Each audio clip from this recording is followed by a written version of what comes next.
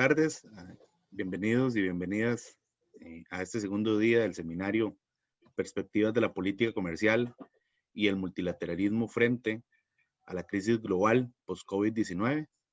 El día de hoy tenemos muy interesante conferencia con la doctora Valentina Delitzsch. Mi nombre es William Lobo, yo soy académico del Campus Coto, de la sede regional Brunca de la Universidad Nacional, y lo estaré acompañando como moderador de esta conferencia, denominada Propiedad Intelectual y Salud Pública.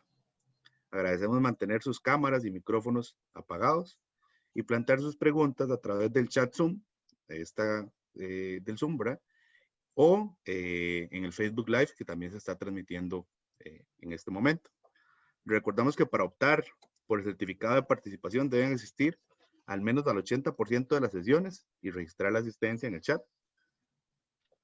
Este espacio tiene como propósito reflexionar sobre la interacción que existe entre la política comercial en materia de propiedad intelectual y sus impactos en salud pública en un contexto de la crisis sanitaria actual. Para impartir esta conferencia nos acompaña la doctora Valentina Delitzsch, quien es abogada de la Universidad de Buenos Aires, máster en Relaciones Internacionales de la American University y doctora en Derecho Internacional. La doctora Delitzsch actualmente es secretaria académica de Flaxo en Argentina, directora del programa de directora del programa de Derechos y Bienes Públicos y directora académica de la Maestría de Propiedad Intelectual en Flaxo. Además es profesora de Derecho Internacional Público, Económico y de Propiedad Intelectual de la Universidad de Buenos Aires. Da clases y conferencias como invitada en diversas universidades en Argentina y en el extranjero y ha sido distinguida con diferentes premios y becas de investigación. Bienvenida nuevamente, doctora Delitzsch. Cuenta con 35 minutos a 40 minutos para realizar su presentación y después abriremos un espacio para consultas y comentarios. Muchas gracias y bienvenida nuevamente. Bueno, muchas gracias, William, por esta afectuosa presentación. Buenas tardes a todos. Muchas gracias por esta invitación. Es un gusto y un honor compartir de vuelta con y en esta universidad este espacio de reflexión. Aprovecho para saludar y agradecer a la profesora Rosemary Hernández, la directora de la Escuela de Relaciones Internacionales, una gran colega que trabaja con tanto empeño por enseñar e investigar en nuestra región sobre comercio multilateral. Por supuesto, también le quiero agradecer a Roy Mora, unas gracias especiales, y también a Don Hugo, el profesor Don Hugo Fonseca, que fue mi anfitrión en mi visita a la Universidad Nacional de Costa Rica en el año 2018. El tema que nos convoca hoy no podría ser más actual ni más singular: propiedad intelectual y salud pública en el medio de una pandemia.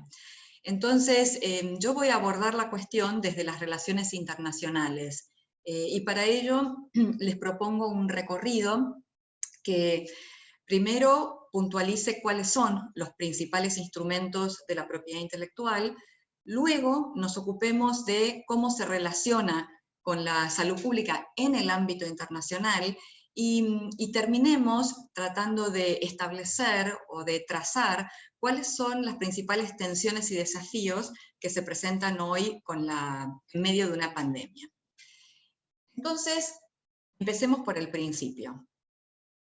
Los derechos de propiedad intelectual son un conjunto de derechos que se le otorgan a las personas naturales o personas jurídicas, empresas, sobre una creación. Puede ser una creación artística, y entonces hablamos más de derecho de autor. Puede ser un invento, ¿no? Una creación científica, entonces hablamos de patentes.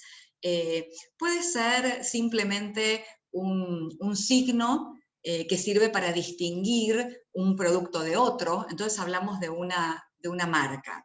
Pero lo que tienen en común todas estas creaciones o estos bienes es que en realidad el derecho que se ocupa de ellos no se ocupa de los bienes tangibles, del producto, de lo material, sino que se ocupa de lo intangible.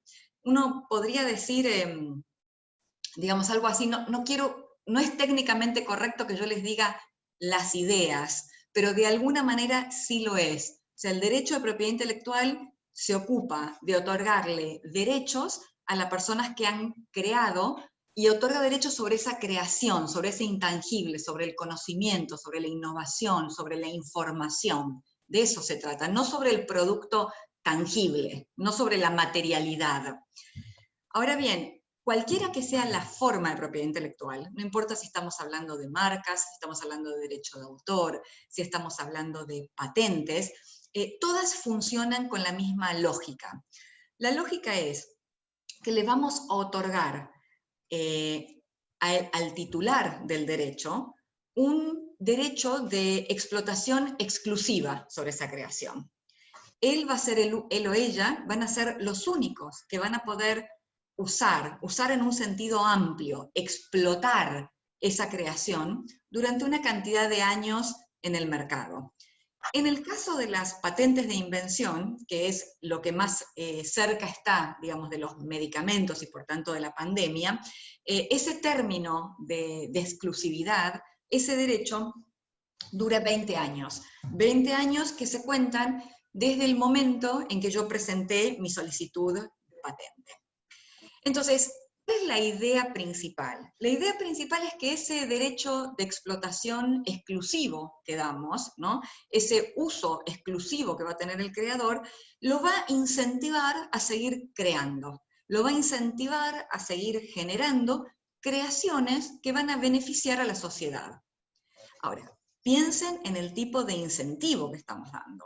Es un incentivo extremadamente importante. Le estamos diciendo al creador que va a ser monopólico en el mercado, que no va a tener competidores, que va a ser el único proveedor de ese bien en particular. Y por lo tanto, una de las derivaciones de esa exclusividad es que va a poder poner el precio de acuerdo a su voluntad, sin que ese precio de alguna manera esté condicionado ni por la competencia, porque no la va a tener, ni por sus costos de producción. ¿Ok? Ahora, así como le damos este derecho tan importante y valioso, también le ponemos límites a ese derecho. Para empezar, le ponemos un límite temporal. En el caso de las patentes decíamos 20 años, contamos de la solicitud de patentes. Pero luego de que transcurre ese plazo, luego de los 20 años, ese conocimiento, esa tecnología, esa innovación, esa creación, entra al dominio público y puede ser usado, y por tanto explotado, por cualquiera, de manera lucrativa o no lucrativa.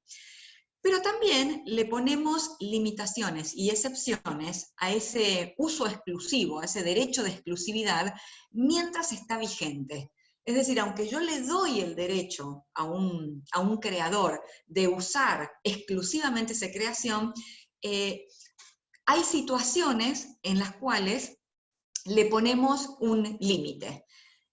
Por ejemplo, le decimos al creador, bueno, que usted tenga un derecho monopólico de explotación no implica que usted pueda abusar de ese derecho. Y se lo vamos a limitar a ese derecho. Cuando usted abuse, nosotros vamos a corregir ese abuso. Pero además, en algunas situaciones, como las de emergencia sanitaria, lo que vamos a poder hacer es dejar de lado la voluntad del titular del derecho, la voluntad del creador, digamos, vamos a dejar de lado lo que quiere hacer el titular. Vamos a dejar de lado de que nosotros le tenemos que pedir autorización a ese titular para usar su creación, y vamos, como Estado, a darle la posibilidad a otro para que use la creación, para que la explote, para que la manufacture. Y eso lo vamos a hacer sin pedir la autorización. ¿Por qué? Porque consideramos que hay una situación que así lo amerita.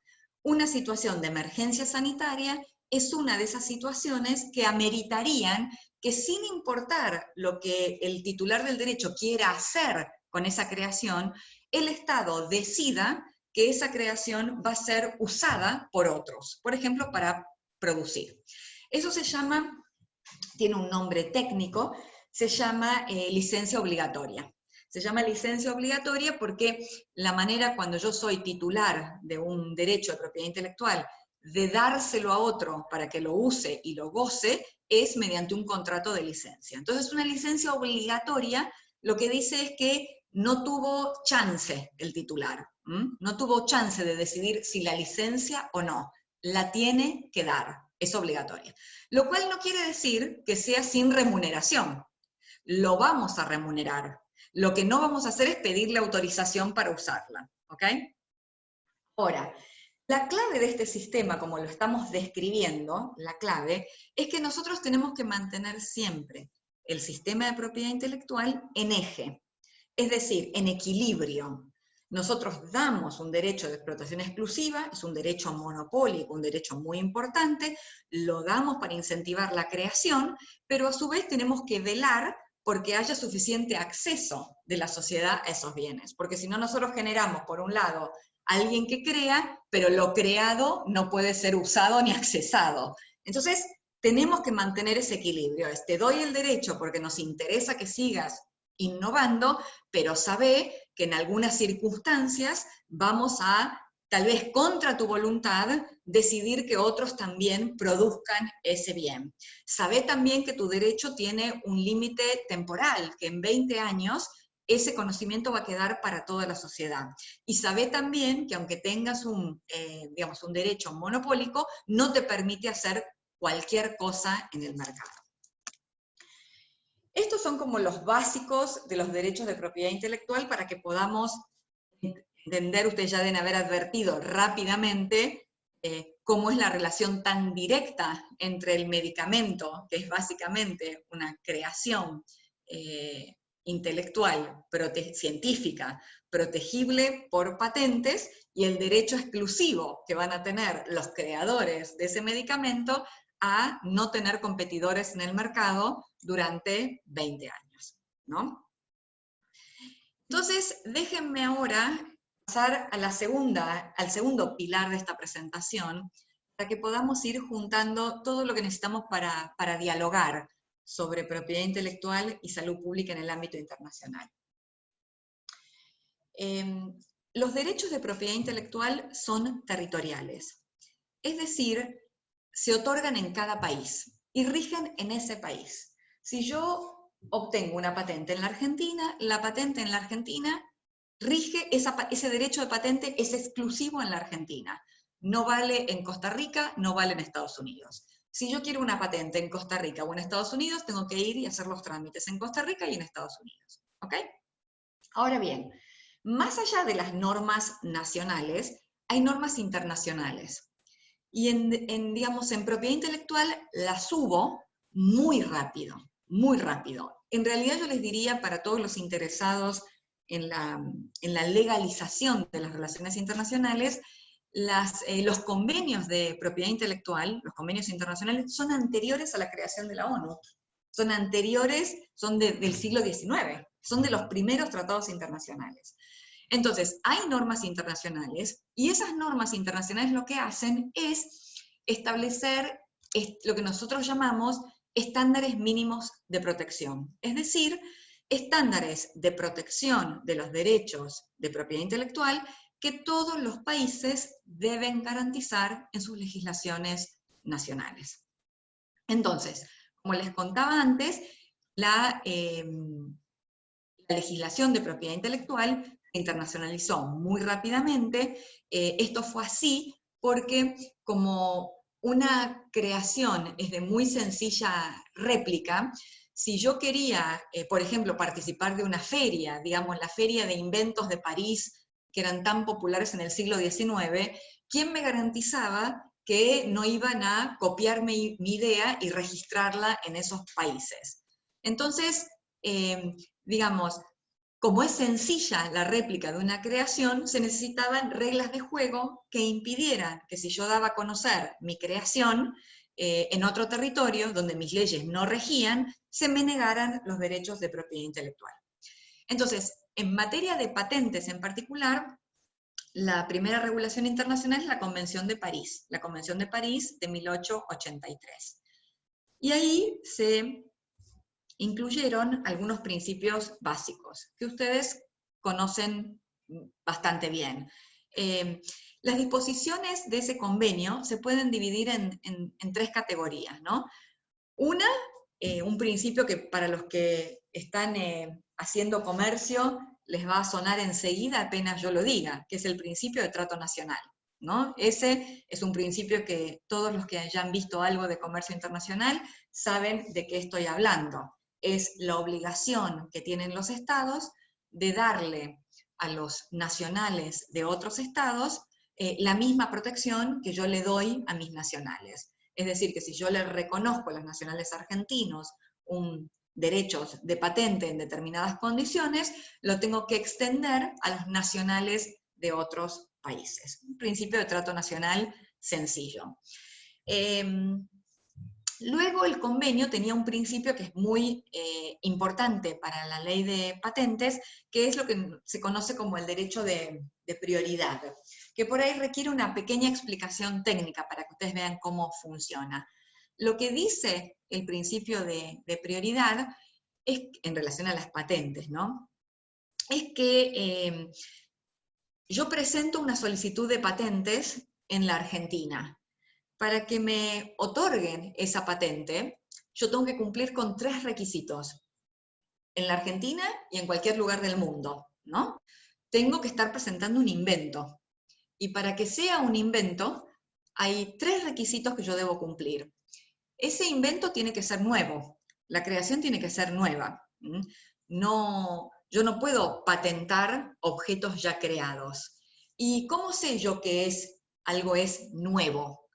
Entonces yo tomo la fecha en la cual yo lo estoy presentando en mi oficina de patentes, y la oficina de patentes va a mirar de esa fecha para atrás cómo era el estado de la técnica, para ver si eso que yo estoy presentando existía o no en el estado de la técnica.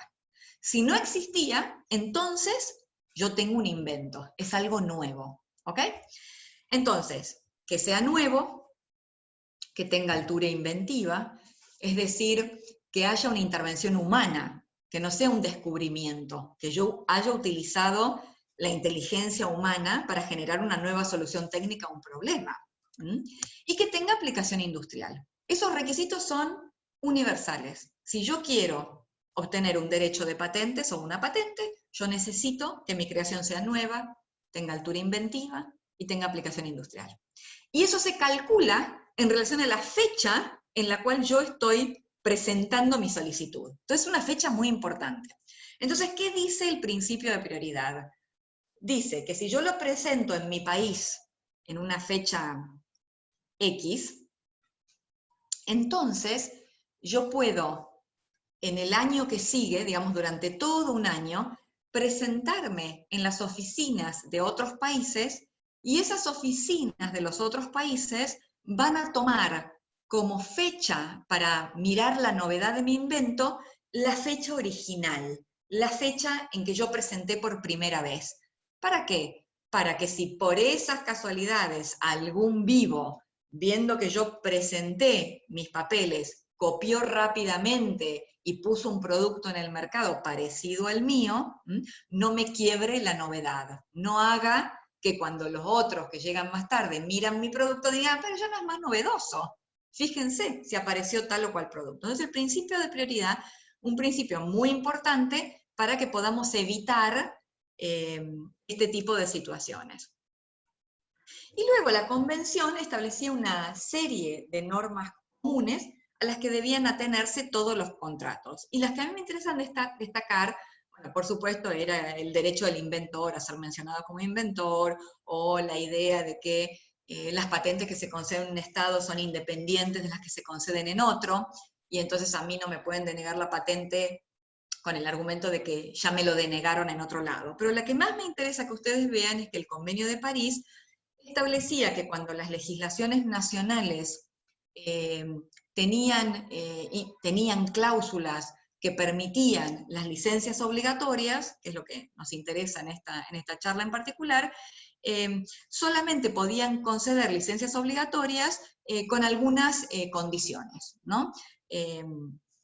Por ejemplo, si ustedes querían en sus legislaciones prever una licencia obligatoria por falta de explotación suficiente, porque estaban produciendo poco y ustedes querían que produzca más, bueno, había algunas condiciones como que, bueno, tenían que primero pedirle al titular que efectivamente les dé una licencia, y frente a la negativa, recién ahí podían obtener una licencia. Pero esto lo traigo a colación para que ustedes vean que la Convención de Propiedad Industrial, aunque desde la Convención de París, aunque traía estándares de protección, los estados tenían muchísimo espacio para diseñar políticas de propiedad intelectual que respondieran a sus niveles de desarrollo. Porque fíjense que yo les he enumerado las obligaciones principales en materia de propiedad intelectual, y prácticamente ustedes podrían diseñar a su antojo su ley de propiedad intelectual, simplemente respetando el principio de trato nacional, el principio de reconocer al inventor, la paternidad del invento, o si ponen licencias obligatorias, asegurarse de que algunas condiciones están puestas. Así que había mucho espacio para diseñar políticas públicas de propiedad intelectual a nivel nacional. Y esto generó que obviamente los países que, digamos, que generan la tecnología de punta, los conocimientos o las innovaciones, prefiriesen sistemas de propiedad intelectual más restrictivos en relación a los otros, digamos, a los terceros, mientras que los exportadores de tecnología, prefieren sistemas bien restrictivos de propiedad intelectual. Mientras que los que somos importadores de tecnología, preferimos sistemas de propiedad intelectual un poco más flexibles o más laxos que nos permitan acceder rápidamente a la tecnología. En este punto ustedes pueden detectar rápidamente cómo se va configurando la situación en los organismos internacionales.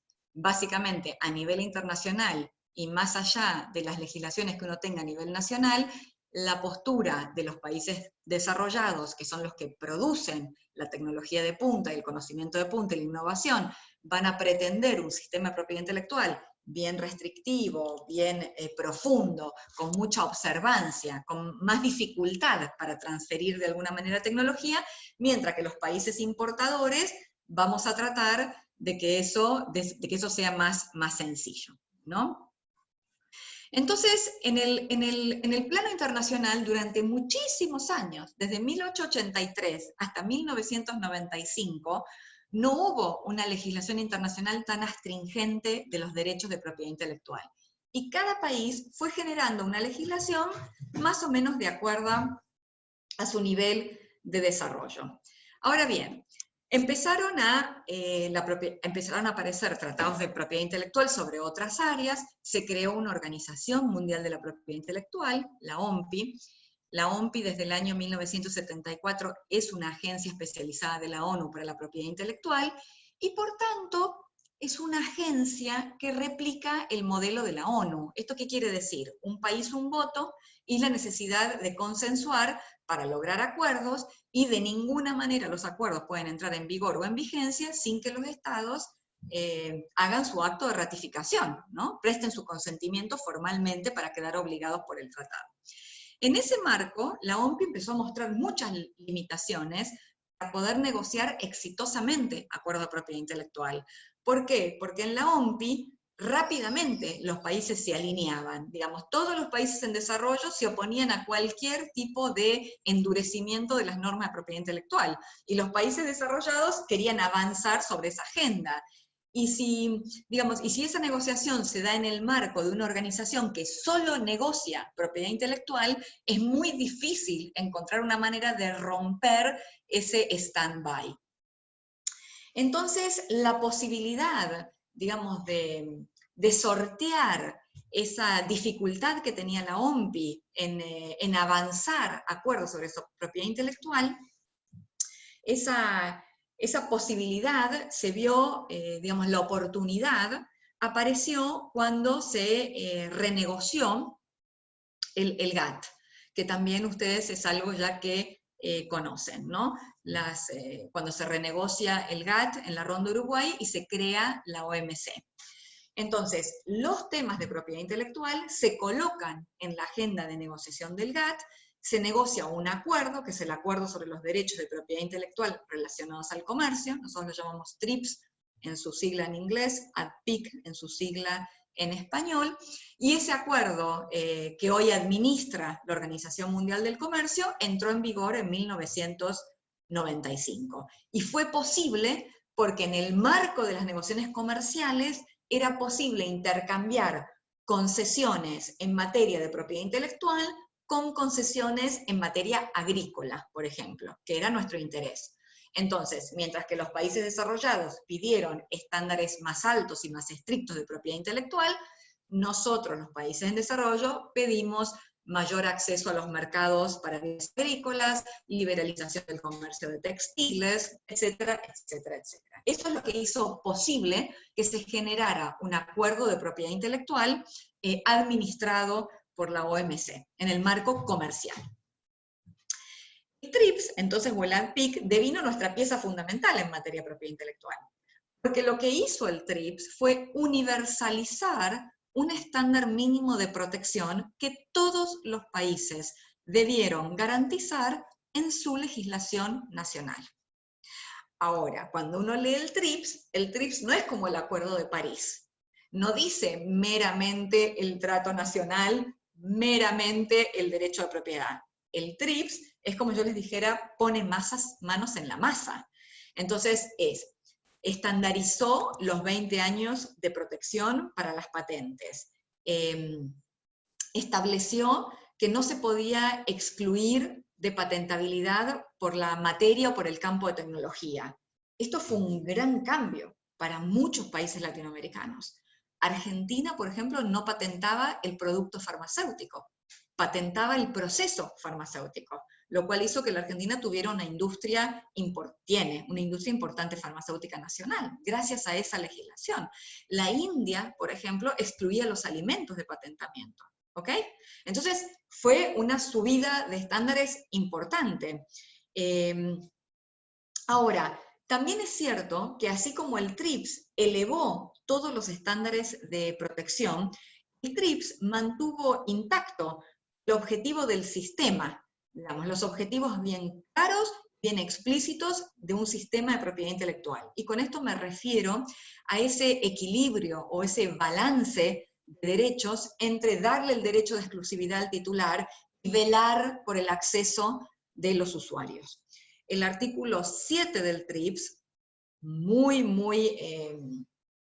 digamos, claramente, dice que el objetivo de todo el acuerdo, dice así el artículo 7, dice, la protección y la observancia de los derechos de propiedad intelectual deben contribuir a la promoción de la innovación tecnológica y a la transferencia y la difusión de la tecnología.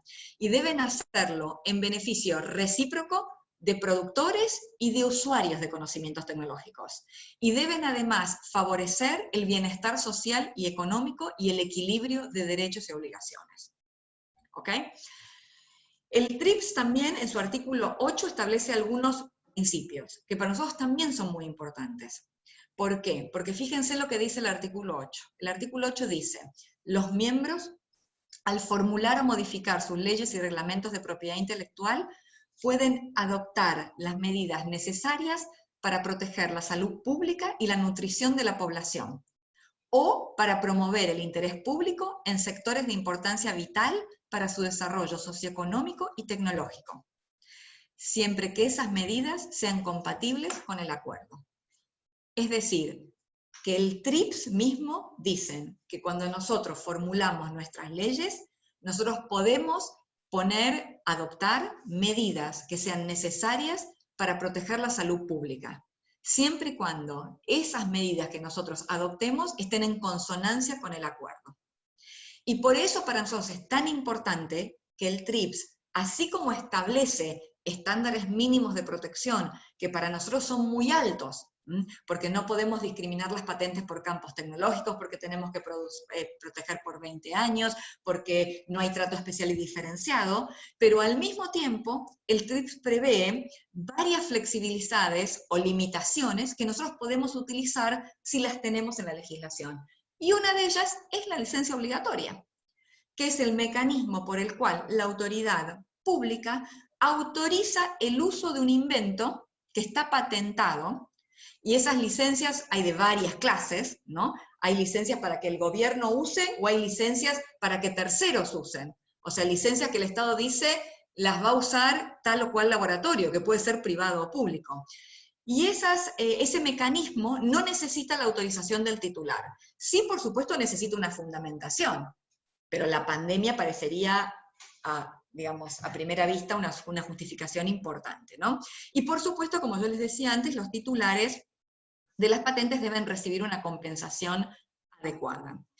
Es decir, el TRIPS mismo dice, aclara además, que nosotros tenemos también libertad para establecer cuáles son las condiciones en las cuales se otorgan las licencias obligatorias. Y si ustedes revisan la práctica de las licencias obligatorias, estas se pueden emitir, estas licencias obligatorias, en distintos ámbitos de interés general. La salud pública, por supuesto, pero también hay otros ámbitos en donde otros países han también trabajado con licencias obligatorias. Hay otros mecanismos también previstos en el TRIPS, habilitados por el TRIPS, y que podrían ser usados si los países tienen ese mecanismo en su legislación. Por ejemplo, el TRIPS prevé lo que se llaman las importaciones paralelas, es decir, voy a tratar de explicarlo sencillo, pero yo sé que a veces es un poco difícil de agarrarle la mano. Tiene que ver con algo que nosotros llamamos el agotamiento del derecho. Es, si yo en mi legislación tengo establecido que el derecho del titular, el derecho de propiedad intelectual del titular, sobre ese bien que produjo, se acaba en el momento en que lo pone en el comercio legítimamente, en que lo vende, lo pone en el comercio, y después ese producto se mueve, digamos, en el flujo comercial sin restricciones, digamos, ¿no?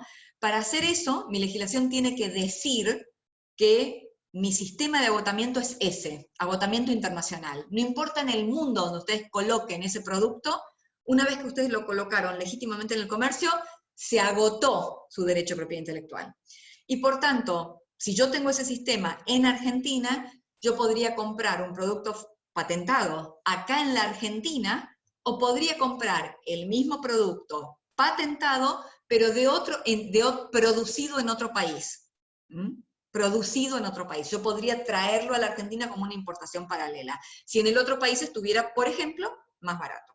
Son todas cosas que el TRIPS permite, en tanto y en cuanto nosotros las tengamos en nuestras legislaciones nacionales, y sirven para equilibrar este sistema. Hay algunas otras, pero por ahí no hacen tan a la cuestión que queremos debatir hoy. Entonces, esta es la situación normativa internacional. Nosotros teníamos un convenio de París que nos daba mucha margen de acción para nuestra legislación nacional.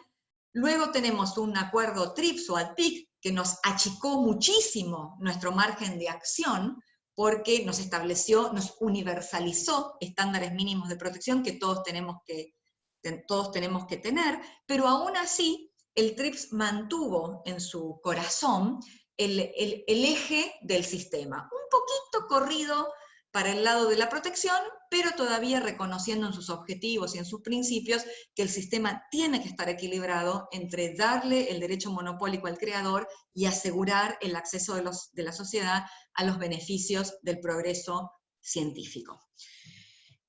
Yo quisiera agregar solamente un dato más, una norma más, porque tiene que ver con lo que pasó una vez que se puso el TRIPS en funcionamiento. Una vez que se puso el TRIPS en funcionamiento, la percepción de lo que el TRIPS implicaba fue distinta.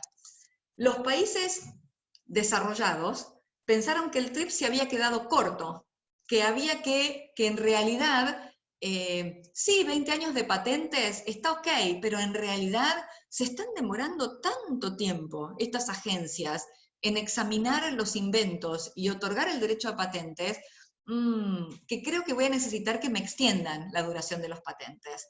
Y además, la mayoría de los productos, para ponerlos en el mercado, patente o no patente, requieren autorización de comercialización. requieren autorización porque el Estado quiere saber si son efectivos para lo que dicen que hacen o si son inocuos para la salud humana, vegetal o animal. Y también perdemos tiempos ahí. Entonces, a mí que me compensen por esos tiempos perdidos para entrar al mercado. Entonces, el TRIPS fue puesto, digamos, en marcha y automáticamente, les diría, los países desarrollados dijeron, ¡ay, fue muy poco! Hay una agenda TRIP Plus. Y los países en desarrollo que tuvieron que implementarlo dijeron, ¡ay, es mucho! Tenemos que asegurarnos de usar las flexibilidades del TRIPS. Entonces, la agenda de los países desarrollados fluyó no por el ámbito multilateral, donde no lograban consenso, sino que fluyó en los tratados bilaterales, en los tratados de libre comercio. Y es muy habitual encontrar tratados de libre comercio con Europa, con Japón y con Estados Unidos, en los cuales hay un capítulo de propiedad intelectual que nosotros caracterizamos como TRIP Plus. Es decir, que agarran el TRIPS y lo profundizan un poco más. Esa es una parte del paisaje comercio propiedad intelectual. La otra parte del paisaje es lo que ocurrió propiamente en la OMC, que es el pedido que hicieron los países en desarrollo en el año 2001, en ocasión de la ministerial de Doha, de que la Organización Mundial del Comercio hiciera una declaración específica sobre salud pública, estableciendo que nada en el TRIPS debería ser interpretado como un obstáculo para implementar políticas públicas de salud. A todos, yo sé que la mayoría de ustedes son estudiantes de Relaciones Internacionales, los invito a estudiar cómo fue que se llegó a esa declaración de Doha, porque ahí hay una estrategia muy interesante que hace Brasil a raíz de su política pública de lucha contra el SIDA. Se alía con Sudáfrica, que también está implementando unas políticas públicas maravillosas para luchar contra el SIDA, se alía con la India, que son los que van a producir los genéricos para la lucha contra el SIDA, y eso es la primera colaboración de los BRICS. La primera colaboración es el germen de los BRICS.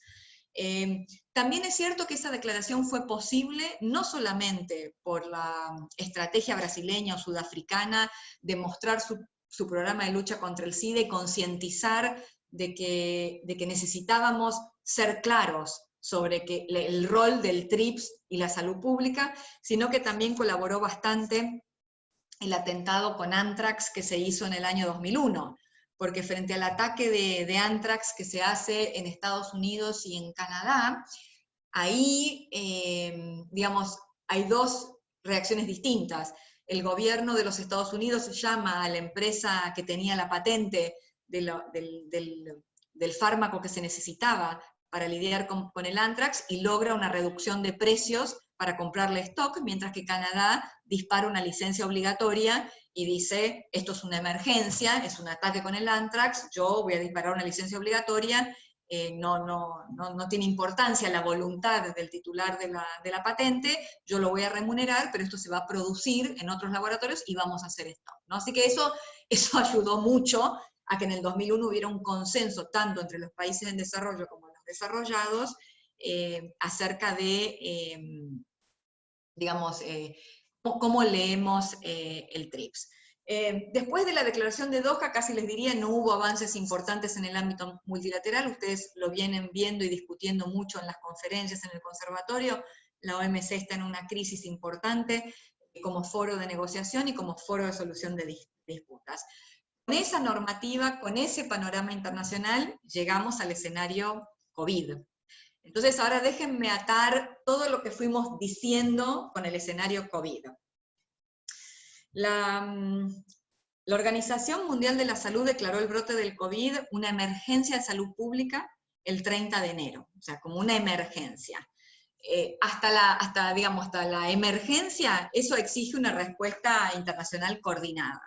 Pero 2 meses después, un poquito menos de 2 meses, el 11 de marzo, la OMS determinó que el COVID debía ser considerado una pandemia, y que esta debía considerarse una pandemia por la rapidez con la que se propagaba y por el aumento de porcentaje de la población mundial afectada.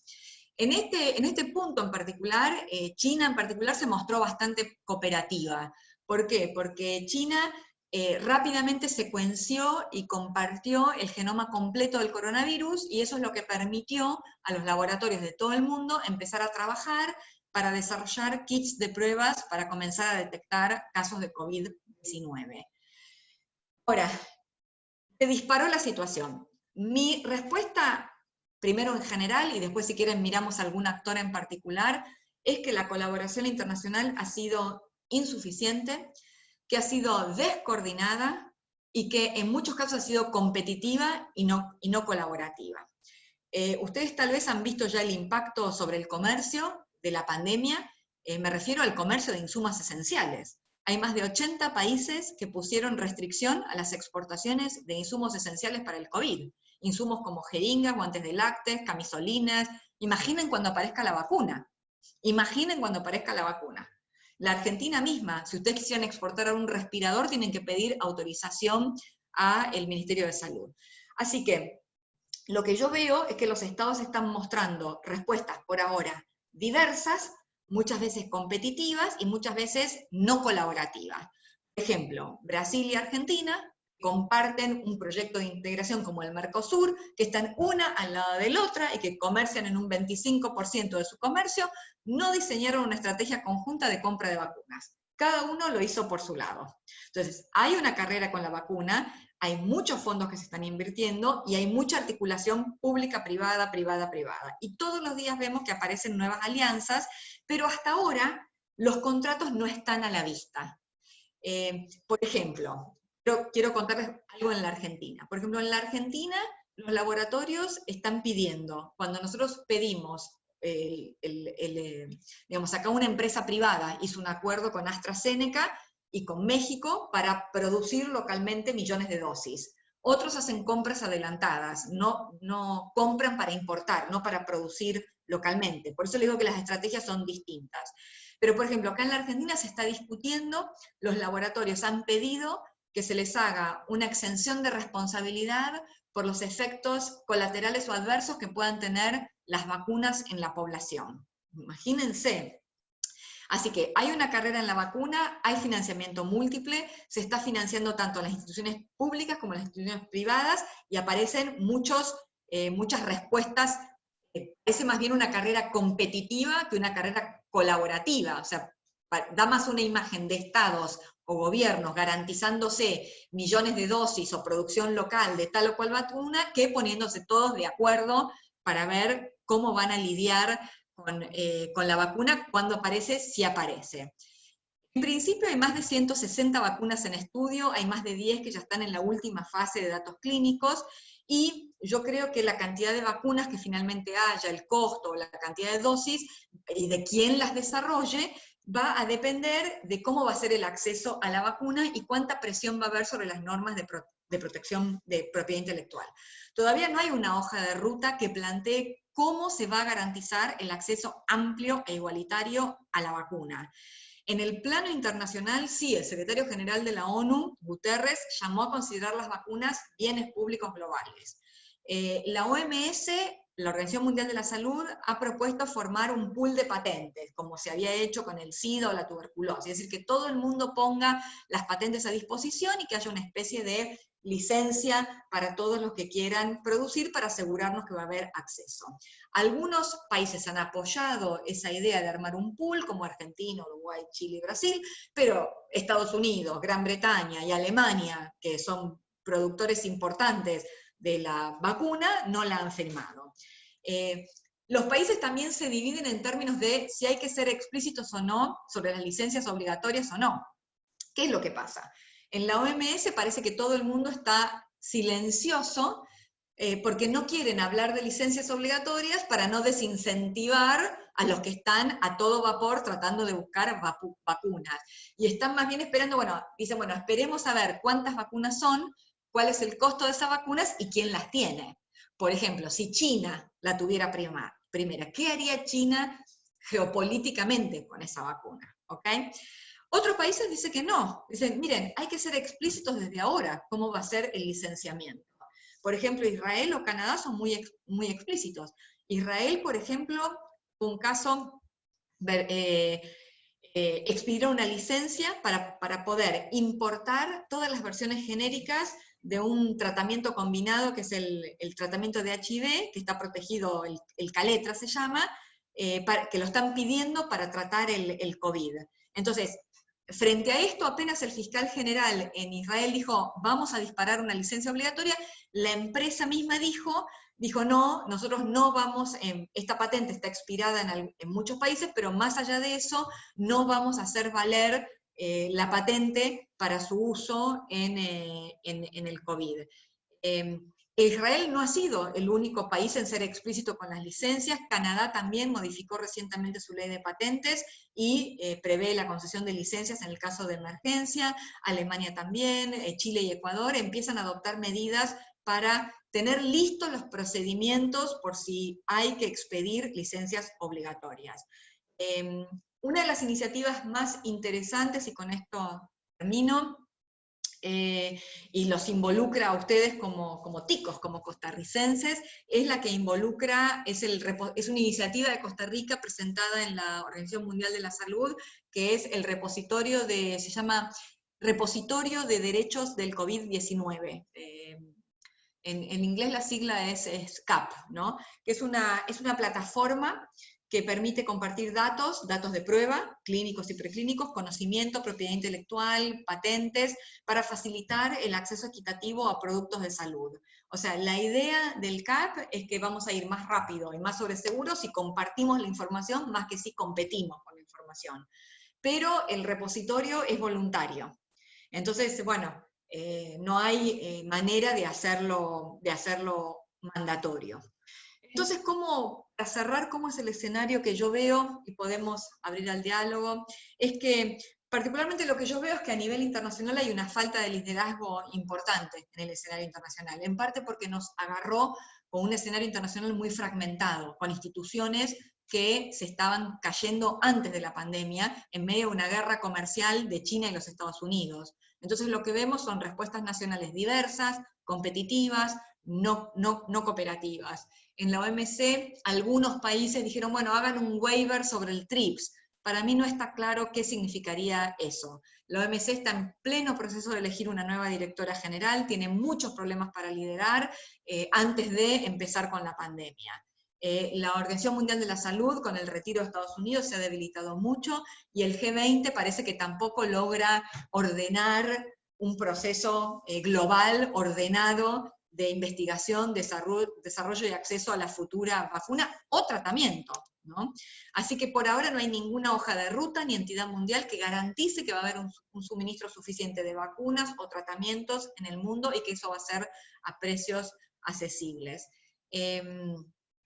Yo creo en particular que desde el punto de vista legal, todas las legislaciones nacionales, en concordancia con el TRIPS, prevén la figura legal y legítima para lidiar con emergencias de salud, como es la licencia obligatoria. Y no veo por qué uno debería abstenerse de usarla. Sin embargo, mi preocupación más grande es operativa, porque para las veces que se ha, digamos, operacionalizado esa licencia, a veces se ha tardado 1 o 2 años en hacerlo, digamos, en hacerlo operativo. Entonces, imagínense, no estoy segura de que tengamos tanto tiempo para hacer operativo una licencia obligatoria. Bueno, me pasé un poquito, llevo como 45 minutos hablando, les pido disculpas, a veces además hablo muy rápido, pero quería asegurarme de darles un panorama completo de cómo yo veo la situación de la propiedad intelectual y la salud pública en el ámbito internacional. Y creo, William, que tenemos unos minutos todavía, si alguien quiere hacer alguna pregunta o un comentario para poder dar cuenta de eso. Muchísimas gracias. Muchísimas gracias a usted, doctora. Yo creo que esos minutos que usted dice que se pasó, nadie los notó, ¿verdad? Porque yo creo que es un tema sumamente interesante, que de una u otra manera nos pone una perspectiva, ¿verdad? Y al menos a nivel personal un tanto preocupante de qué pueda suceder específicamente con el tema de salud, ¿verdad? y esto de la propiedad intelectual, como bien lo mencionaba usted, ¿verdad? Que es una cuestión y se ha identificado que es más competitiva que colaborativa, ¿verdad? Entonces, también nos da una perspectiva en ese punto, ¿verdad? Y un tanto preocupante. Sí, como usted lo mencionaba, abrimos un espacio para que los que están presentes, tanto a través de Facebook como a través de la reunión aquí en Zoom, planteen sus preguntas. Entonces, Si alguien tiene esperamos que alguna consideración o pregunta, con gusto lo dialogamos. sí, si gustan lo pueden Procesen hacer a toda la través. información que les Sí, di. Yo sé que soy a veces abrumadora.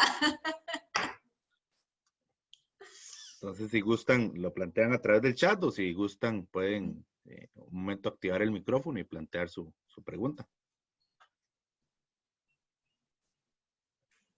Ahí veo que se ha sumado una argentina, Gisela Naim Arcelán, de Salta. Saben que nosotros en mi país decimos Salta la Linda, porque es una provincia tan hermosa. Qué bueno. Sí, por ahí gente Y ahí veo de Colombia, la Colombia. Universidad Ajá. Javeriana, ahí también estuve. Hermosa universidad, y tiene un equipo de profesores que trabajan en derecho de autor maravillosos. Sí, también estudiantes de comercio y negocio de la sede de Chorotega. Ujú. eh, También para, mientras alguien procesa la información, para poner la expectativa a la doctora Valentina, que durante el año pasado, este seminario, ¿verdad? Bueno, evidentemente no con el tema principal del COVID, ¿verdad? Y pospandemia, ¿verdad? Se realizó en la sede de la Universidad Nacional en Chorotega. Ujú. Y este año, inicialmente, bueno, desde el año pasado se había planteado en hacerlo acá en el Campus Coto, ¿verdad? Ujú. Sin embargo, bueno, por razones lógicas, se está presentando de manera virtual, ¿verdad? Ujú. Voy a aprovechar yo, para mientras alguien plantea una interrogante. Ujú. Eh, Se hablaba, bueno, usted mencionaba lo de la propiedad intelectual y el tema de las licencias obligatorias, Ujú. eh, pero aquella persona, aquella organización o aquella persona física o jurídica que sea dueño de esa patente, y como usted lo mencionaba, ya tenía el tiempo, ¿verdad?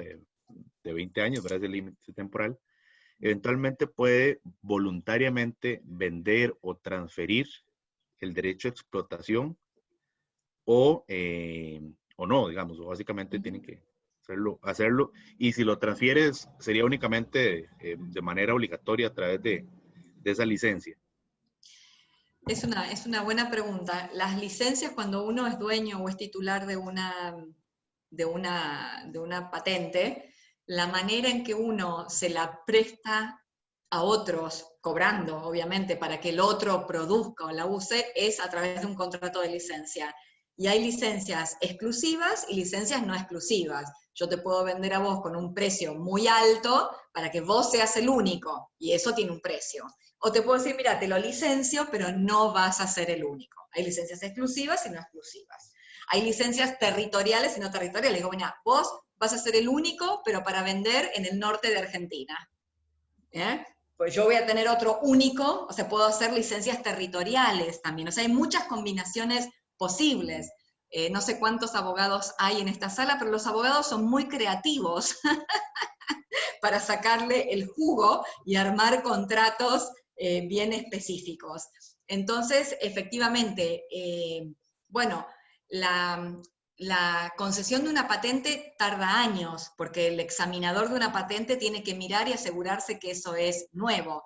En el caso del COVID, por supuesto que el examen va a ser mucho más rápido, tanto la autorización para entrar al mercado como su patentamiento. ¿Por qué? Porque no hay cura para el COVID. Si realmente cura el COVID, es nuevo. Aún así, desde el momento en que yo, por eso se llaman activos intangibles, en el momento en que yo meto la solicitud de la patente, eso todo queda como resguardado para mí y yo puedo empezar a negociar esa solicitud, aunque yo todavía no la tenga aprobada y no tenga el derecho a patente y lo tenga en expectativa. Y ya lo puedo licenciar, lo puedo ceder, lo puedo vender, puedo hacer todos los actos de comercio que yo quiera, ¿no? Okay. Bueno, por acá el profesor Roy nos plantea, a partir de la pandemia se puede esperar un reimpulso a la negociación multilaterales en propiedad intelectual. Yo creo, Roy en particular, yo no creo que vaya a servir para cambiar drásticamente las reglas de propiedad intelectual. Yo creo que van a seguir más o menos hasta el estándar que adquirieron en el TRIPS. Pero sí creo, y por eso yo hacía la mención de lo que pasó con el ataque de Anthrax y con la lucha del SIDA. Yo creo que cada vez más estos episodios sirven para que la opinión pública, para que se concientice y haya presión sobre el sistema. ¿Sí? Bueno. Si la última vez cuando llegué había medio tarde. Hay un micrófono abierto. Hay un micrófono abierto. Vamos a ver. Danelí me parece que es. Danelí, fíjate si puedes cerrar tu micrófono. Frescos, galletas, tomates, salsa de tomate, ¿verdad? No, tal vez tú, William, como host, lo puedas silenciar. Sí, estoy buscándola acá en el... Listo, ahí quedó silenciado. Creo que, sí. No, entonces lo que yo le decía a Roy es que sí me parece que cada uno de estos episodios sirven para ir dándole cada vez más forma a estas flexibilidades, ¿no? Por ahí no, a diferencia vieron de la discusión que hay en relaciones internacionales si la pandemia va a cambiar el mundo, la reconfiguración del mundo, si va a cambiar el capitalismo. Yo creo que no va a reconfigurar las reglas de propiedad intelectual. Yo creo que vamos a seguir teniendo este sistema, pero estos episodios ayudan a que equilibremos un poco más por el lado del acceso. Eso es lo que me parece. Ok.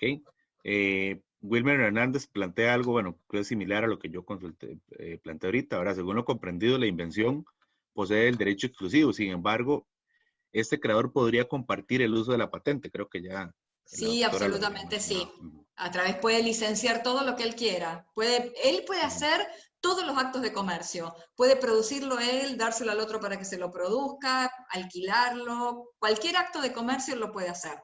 Es como el principio ese del que tiene lo más, tiene lo menos, ¿no? Tiene el derecho de propiedad. Katia Isabel Soto Porras menciona, es preocupante que los países piensen en patentes antes que en la salud de la humanidad. Es así. ¿Cuánto va a afectar esto a la humanidad en el caso del COVID-19? Ay, Katia, coincido tanto contigo, es un poco desesperanzador, ¿no? Que tan calladamente estén tan preocupados por las patentes, porque en realidad lo que hay es como un silencio, están especulando para ver de quién es la patente, cuántas vacunas hay, porque no vale lo mismo si hay una vacuna que si hay 7 vacunas. No es lo mismo si le toca al socio de al lado que si está en China. Es horrible esa especulación y es increíble que la humanidad no haya podido ponerse de acuerdo en cómo van a ser los incentivos y el acceso para solucionar la pandemia. Completamente de acuerdo con vos. Sí, efectivamente. Ana Yuri Navarrete, bueno, coloca ahí en los comentarios consulta. No sé si gusta activar un momento el audio, porque tal vez sea que la quiere consultar con el audio. No sé si Ana Yuri está por ahí y plantea su pregunta.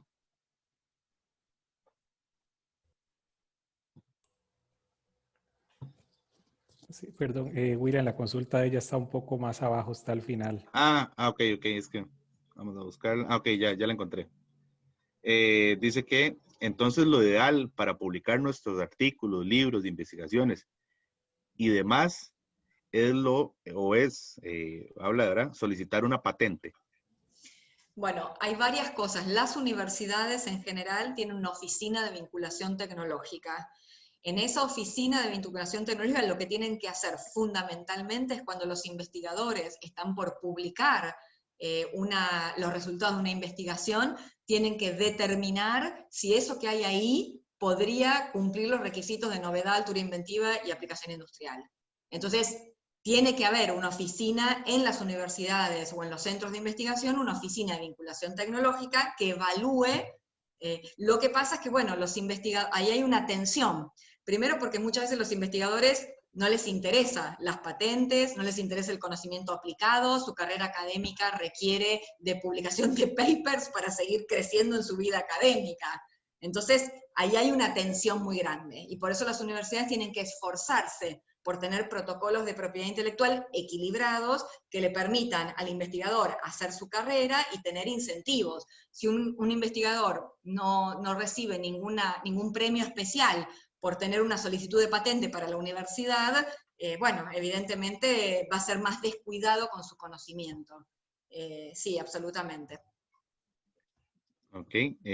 Fabio Alejandra Romero plantea, ¿son las patentes la única forma de protección de las invenciones?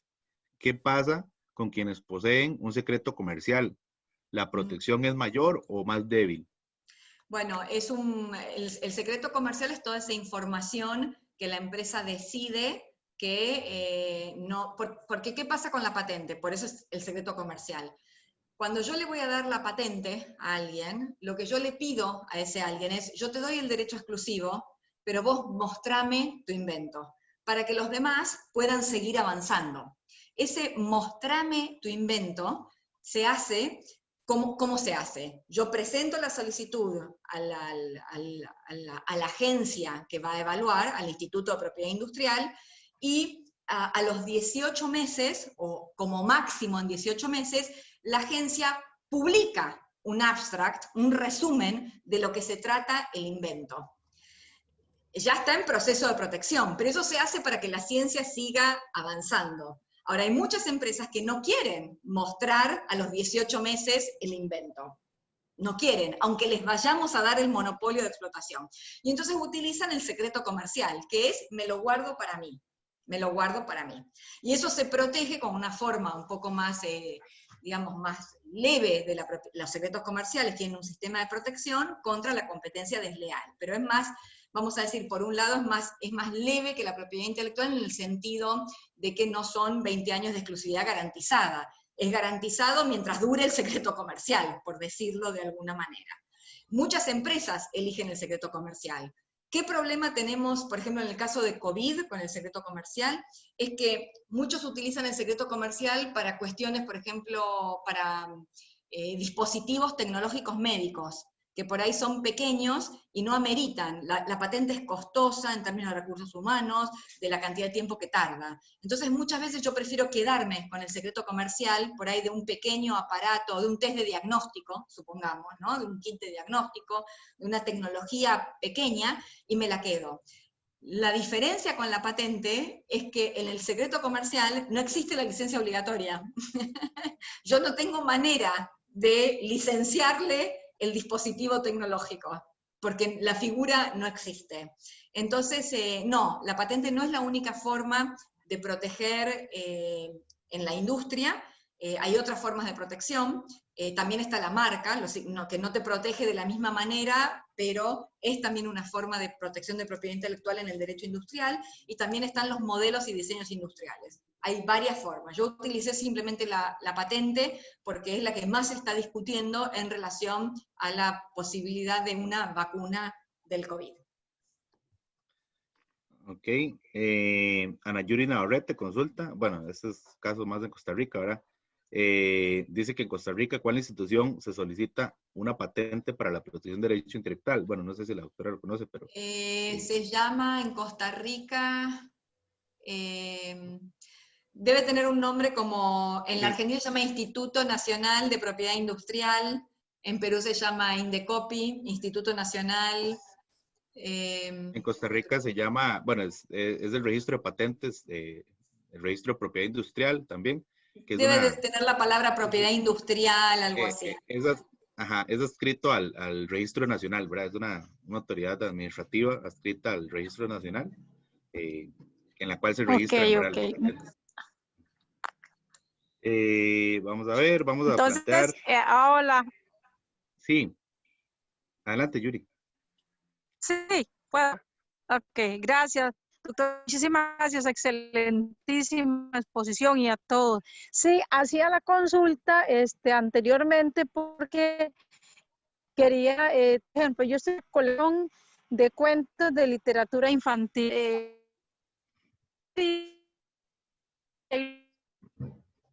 Por un que yo quería o quiero proteger, es una colección. Entonces, antes de pagarlo, por eso pensaba Se lo Yo Una escucho escucho cortado. muy pues, mal a o Yuri, si me es parece que la... de marcas. Adelante, doctor. Sí, yo te escuché muy entrecortada, Yuri, pero lo que quiero decirte para completar la respuesta es que hay muchas formas de propiedad intelectual, que tal vez si lo que tú vas a hacer es una obra literaria, ¿no? Un cuento, un manual, un libro, una obra de teatro, eso más bien se registra por derecho de autor y tiene como otra normativa interna. En ese sentido, es un procedimiento distinto. Las marcas tienen otro procedimiento, digamos. Hay 7 formas de propiedad intelectual, básicamente, y depende la creación, la forma que te convenga utilizar. Por ejemplo, para el software, en algunos países, uno puede elegir entre el derecho a autor, como si estuviera escrito, como si fuera un texto escrito, el software, o una patente, como si fuera una creación de aplicación industrial. Eso depende mucho a veces de la legislación interna, pero hay que ubicar la creación y luego la forma más factible de protección para esa creación. Muchísimas gracias, doctora. Muy amable. Encantada. Bueno, entonces, igual, de parte de la Universidad Nacional, de la Escuela de Relaciones Internacionales, hacerle extensivo el agradecimiento a la doctora Valentina. De verdad que es un tema muy interesante y creo que todos los participantes están realmente contentos con los conocimientos adquiridos. Entonces, muchísimas gracias. De esta manera, damos por concluida esta conferencia, invitándolos también a partir de las 5 de la tarde, a través de este mismo medio, con la siguiente evento, ¿verdad? Que es una mesa redonda, en donde se hablará de las tendencias y perspectivas del comercio agrícola. Entonces, los esperamos a todos y todas. Muchísimas gracias y buenas tardes. Muchas gracias a todos y muchas gracias, William, por ser mi anfitrión en esta hermosa clase.